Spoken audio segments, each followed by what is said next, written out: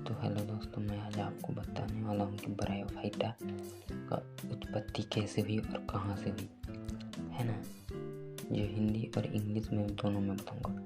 तो देखते हैं। The world bryophytes is the derived from the Greek word bryon and phyton. Bryon meaning moss, phyton meaning plant. Bryophyta की उत्पत्ति हरे शैवाल से हुई है।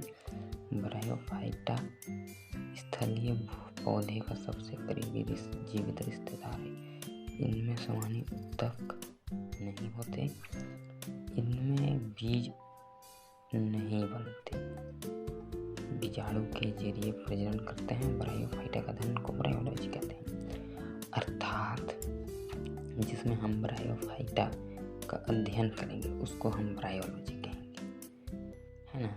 इसमें बीज नहीं बनते, बीजाणु के जरिए प्रजनन करते हैं और ये स्थलीय पौधे के सबसे करीबी होता है ना।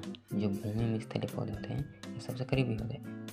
वर्ल्ड मतलब विश्व स्तर में पाए जाने वाले प्लांट। ब्रायो मीनिंग मॉस, है ना। Bryo meaning moss, phyton meaning plant, है ना। ये दो ग्रीक शब्द से मिलकर बना है। तो मैंने आप आज को समझा दिया। अब चलो देखते हैं ब्रायोफाइटा का इकोनॉमिक्स इंपॉर्टेंट। ये कई तरह से होते हैं, जैसे मिट्टी को बांधने में मदद करती है, पहला। दूसरा, कटाव में मदद करती है। तीसरा, ईंधन के रूप में इस्तेमाल किया जाता है ना। चौथा, बागवानी में इस्तेमाल किया जाता है। किसका? ब्रायोफाइटा का इस्तेमाल किया जाता है। पैकिंग सामग्री में इस्तेमाल किया जाता है। किसका? ब्रायोफाइटा का इस्तेमाल किया जाता है। पैकिंग सामग्री में किसी भी सामग्री को पैक करते समय इसका इस्तेमाल किया जाता है ना। थ्योरी के रूप में इसको देखते हैं। जैसे ब्रायोफाइटा ज़्यादा पारिस्थितिक महत्व का है, वे आमतौर पर घनी तरह से बढ़ते हैं और इसलिए मिट्टी को बांधने का काम करते हैं, है ना। ऐसी वनस्पतियां बारिश के बूंदों में और हवा के प्रजनन को कम करके मिट्टी के कटाव को भी रोकते हैं। कहने का मतलब तेजी से, सघन मतलब घनी रूप से, मतलब घन के रूप से बढ़ते हैं। तो मिट्टी को बांधने का काम करता है, तो मिट्टी का बंधाव भी हो जाता है।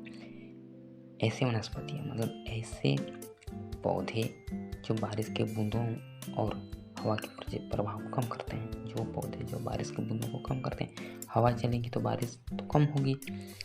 अब आमतौर पर देखोगे कि जहाँ बारिश होती है वहाँ हवा कम चलती है, जहाँ हवा ज़्यादा हुई तो बारिश कम होगी, है ना। हवा के प्रभाव को भी कम करती है, मिट्टी के कटाव को भी रोकता है ना।